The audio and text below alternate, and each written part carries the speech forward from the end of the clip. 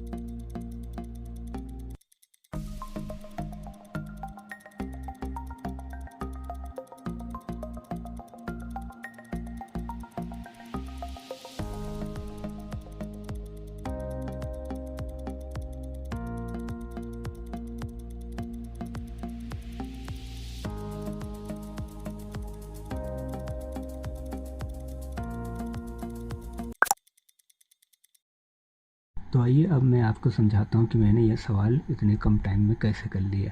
ठीक है, चलिए। मैंने सबसे पहले क्या किया कि हमें पता है इन सब सवाल को करने के लिए सबसे पहले दशमलव हटाना होता है। तो दशमलव हटाने का तरीका हमें पता है कि दशमलव अंश से हटाएंगे तो दशमलव के बाद जितने अंक होते हैं उतने जीरो हर में बढ़ाते हैं, और हर से हटाएंगे तो अंश में बढ़ाते हैं। मगर मुझे ऐसे करने की ज़रूरत नहीं, इसमें टाइम लगेगा क्योंकि इतने 6 जगह यानी दशमलव है तो 6 बार ऐसे करना पड़ेगा, तो टाइम ज़्यादा लगेगा। तो ऐसा नहीं करूँगा मैं क्या करूँगा कि अंश और हर में दशमलव के बाद जितने अंक हैं उतने में गिन लूँगा। चलिए अंश में गिनते हैं, दशमलव के बाद 4 अंक यहाँ हैं, 4 अंक यहाँ हैं, 4 4 8, 3 अंक यहाँ हैं, 11 अंक, 11 लिख दिया मैंने। फिर हर में आइए, 4 अंक यहाँ हैं, 3 अंक यहाँ हैं, 3 अंक यहाँ हैं, 3 3 6 और 4 10 यहाँ लिख दिया। यहाँ 11 यहाँ 10, तो यहाँ एक कम आया तो मैंने 10 से यहाँ गुणा कर दिया। अब ये दोनों बराबर हो जाएंगे, दशमलव हट गए, अब दशमलव देखने की ज़रूरत नहीं। अब आइए देखिए, मुझे क्या करना होगा कि एक एक सेट का जो है अब सेट बना लूँगा, उनमें भाग देना होगा। एक सेट ये है, दूसरा सेट ये है, और तीसरा मैंने ये बनाया। ये 3 सेट बना लिए, जो कि मैंने दिमाग में ही सोचा हुआ था, आपको दिखा नहीं कि कब बनाया। तो अब भी जब आपकी हैबिट बन जाएगी इस तरीके से करने की, तो आपको भी बहुत सी चीज़ें हैं जो आपको लिखने की ज़रूरत नहीं होगी, आप समझ के कर लेंगे खुद। जैसे मैंने दशमलव हटा लिया आसानी से, और मैंने सेट भी बना लिया कि किसको किससे मैं भाग दूंगा। तो जब मैं इस सेट को इसमें भाग देने की बात कर रहा हूँ, तो मैं देखता हूँ ऊपर वाली संख्या बड़ी है, ये नीचे वाली छोटी है, तो मैं ऊपर वाली से नीचे वाली को भाग दूंगा। तो मैं 2-2 अंक लूँगा, अंश में से भी 2 अंक और हर में से भी 2 अंक। अगर मैं यहाँ से 2 अंक लेता हूँ और यहाँ से 2 अंक लेता हूँ, तो ये बड़ी हो जाएगी, ये छोटी, ये भाग नहीं जाएगा। तो मुझे 3 अंक लेना होगा। तो देखिए मैंने 3 अंक ऊपर से ले लिया और नीचे से 2 अंक, ये हो गया। इस सेट में देखिए नीचे वाली संख्या बड़ी है और ऊपर वाली छोटी है, तो इसमें से मैं 2 अंक लिया और इसमें से भी 2 अंक लिया, मगर ये नीचे आएगा। तो देखिए मैंने बटे के नीचे ये बटा है, ये वाले बटे वाली लाइन ये है, 87 ऊपर गया था मगर 48 नीचे आ गया। फिर यहाँ पर भी मैंने देखा ये संख्या बड़ी है और ये छोटी है, तो इसमें से 2 अंक लिया तो 99, उसमें से 2 अंक लिया तो 19 यहाँ पर। अब इन सबको क्या किया, मैंने भाग कर लिया। ठीक है, मैंने भाग किया, सबका मैंने भाग करके जो मान आया वो यहाँ पर रख दिया और इसको हल कर लिया। हल करके जो मान आया वो मैंने लिख दिया। ये तो मान आया इनका, मगर मैंने देखिए एक चीज़ नोटिस करिए, यहाँ 10 भी था मेरे पास, वो 10 में छोड़ा था, उसको नहीं, इन कैलकुलेशन में उनको नहीं इस्तेमाल करना है। लास्ट में जब फाइनल आंसर आ जाए तो आपको 1 दशमलव शिफ्ट करना होगा, उसके लिए इस्तेमाल होगा ये। अगर 100 आता या 1000 जो भी आता, उसको बाद में जब फाइनल आंसर आ जाए तो दशमलव को क्या शिफ्ट करिए, कैलकुलेशन में मत यूज़ करिए, नहीं तो आंसर में आपका फ़र्क आ जाएगा। ठीक है, तो मेरा आंसर ये आया 0.57, और ये किसके आसपास था, ये 0.6 के आसपास था।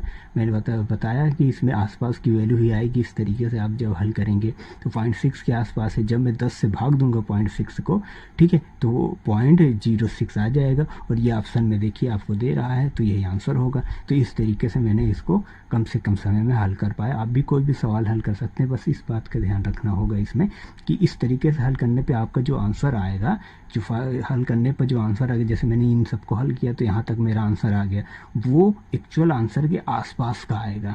ठीक है, तो आपको उससे थोड़ा बढ़ा के देखना होगा कि उससे थोड़ा सा बढ़ाने पर आंसर में कौन सा ऑप्शन मिल रहा है, वही आंसर ही आपका जो यानी कि एक्चुअल मान होगा जो आपको निकालना होगा।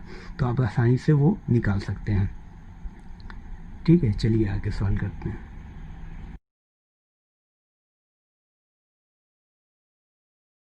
आइए इस सवाल को करते हैं, दशमलव हटा लेते हैं, 3 अंक यहाँ हट गया, 3 अंक यहाँ हट गया, दशमलव तो हट गया। अब जोड़ा बना लेते हैं, इनका एक जोड़ा बन गया, इसमें बनाएंगे तो यहाँ पर नहीं बन पा रहा है, तो ऊपर 2 संख्या है तो इन दोनों को पहले गुणा कर लेंगे और तब इसके साथ जोड़ा बनाएंगे। अब गुणा करने पे तो आपको बहुत ज़्यादा टाइम लगेगा, मगर आपको उतना परेशान होने की ज़रूरत नहीं है। ठीक है, मैं क्या कर रहा हूँ, गुणा करने के लिए सबसे पहले 2 अंक उठाऊँगा और इसके 2 अंक उठाऊँगा और इन्हीं का गुणा करूँगा। कर लेता हूँ, 41, 31, 12 से 71। ठीक है, 12 से 71 आ गया, मतलब कि यहाँ पर मैं 12 से 71 लिख सकता हूँ। आगे कुछ होगा वो ध्यान रखिएगा, क्योंकि मैं केवल 2 अंक लिया हूँ, तो आगे की कोई क्या संख्या हमें पता नहीं। अब नीचे 28 है, ऊपर 12 से 71 हमें दिख रहा है, तो नीचे का 28 और ऊपर का 12 ही लूँगा मैं। अब चलिए भाग करने के लिए पहले बना लेते हैं, ये बटे का निशान बना लिए, 63 बड़ा है, ठीक है, तो वो नीचे आएगा, 63/31 हो गया। और यहाँ पर आपको दिख रहा है कि 12 छोटा है, तो 28, 12 नीचे आएगा। अब भाग कर लीजिए, भाग करिए, क्या आएगा, मैं ये साइड में कर देता हूँ। 31 दूनी 62 होता है, ठीक है, और ये नहीं जा रहा है, जीरो बढ़ा लेंगे तब जाएगा, ये 2.0 आया। अब 12 से कर लेता हूँ, 12 दूनी 24 होता है, ठीक है, 4 बचा, 10 बढ़ाता हूँ और 12 3 36, तो 3 बार जाएगा। अब ये मान लिया के रख दीजिए, 1/2.0 और 2.3, 1/6, 4.6, ठीक है। अब इसको हल कर लीजिए, भाग कर दीजिए, तो कितना आएगा, करिए, दशमलव हटाएंगे 0 नहीं जाएगा, दशमलव लगा देंगे 0, 100 हो जाएगा। ठीक है, ये कितना बार जाएगा, 2 बार जाएगा। 6 दूनी 12 का 2 और 8 1 9 92, 2 बार जाएगा तो 0.2 समथिंग आएगा। आंसर देखिए 0.2 दे रहा है। हाँ, तो यही हमारा आंसर है।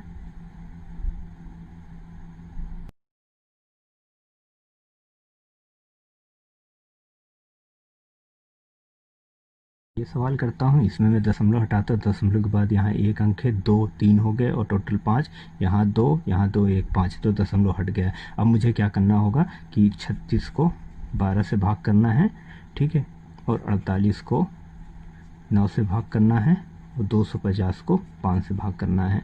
और सारे अंश में ही है, अंश में बड़ी बड़ी संख्या है तो सीधे सीधे ऐसे आएगा।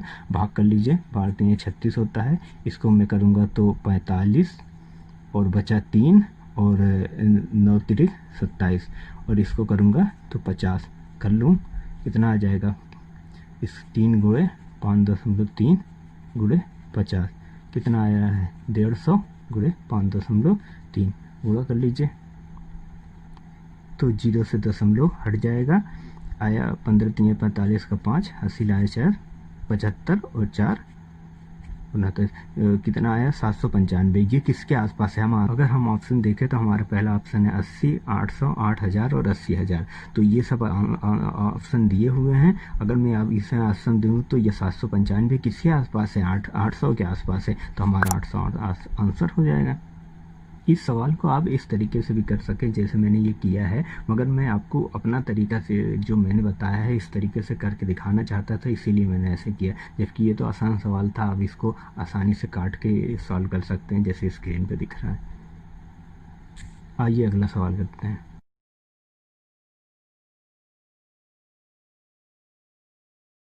तो सबसे पहले दशमलव हटाइए, दशमलव हटाएंगे, दशमलव के बाद 4 अंक और 2 अंक, 6 अंक हो गए। यहाँ भी 4 और 1 1, ठीक है, 2 6 अंक हो गए, दशमलव हट गया। अब हमें जोड़ा बनाना है, एक जोड़ा मैंने बना लिया है, ठीक है, इनका। मगर जब मैं इनका जोड़ा बनाने जाता हूँ तो अगर मैं इसका जोड़ा बना देता हूँ तो 0.7 जो है ये बचा रह जाएगा, तो मुझे ऐसा नहीं करना है। सबसे पहले इसका गुणा कर लेना है, एक संख्या आ जाएगी तब उसके साथ जोड़ा बनाऊंगा। तो एक जोड़ा बन गया है, 203/73 मैं ये लिख देता हूँ।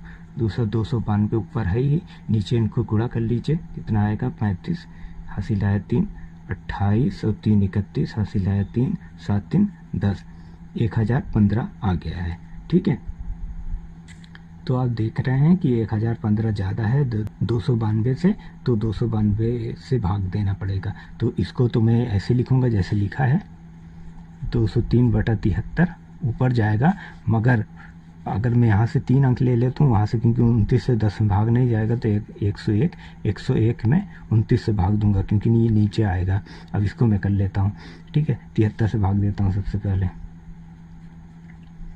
कितना बार जाएगा, 2 बार जाएगा,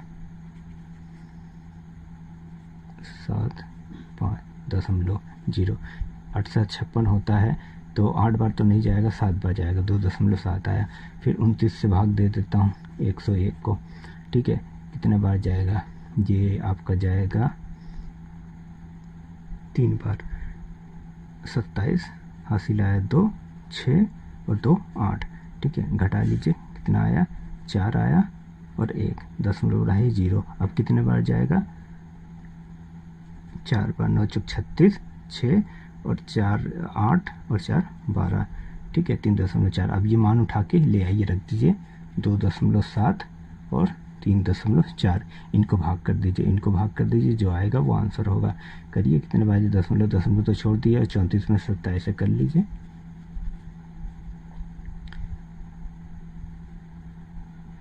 7 तरीके का ही होता है, 7 चौक 28 होता है, तो लगभग 7 बार जाएगा। तो ये पॉइंट 7 समथिंग आएगा, ठीक है। ये किसके आसपास दिख रहा है आपको, ये 0.8 के आसपास दिख रहा है, ठीक है। हमारे पास जो आंसर दे रहा है उसमें से पहला आंसर 0.8 है आंसर। इस तरीके से सवाल को हल करते समय हमें एक बात ध्यान में रखना होगा कि हमारा जो भी मान आएगा उससे जो एक्चुअल मान होगा उससे थोड़ा ज़्यादा ही होगा, ठीक है। तो हमें जो भी मान है उससे हमेशा बढ़ते क्रम में हमें वो संख्या ढूंढनी होगी, जो ऑप्शन में दिया होगा वही आंसर होगा।